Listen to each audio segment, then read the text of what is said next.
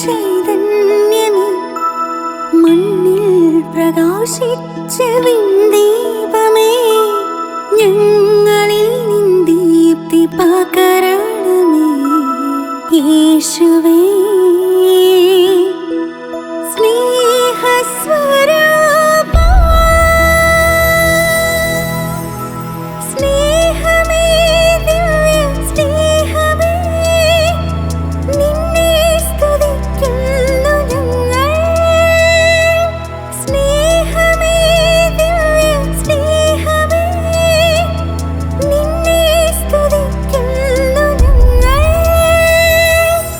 Mark International Study Abroad wishes you a Merry Christmas and a Happy New Year.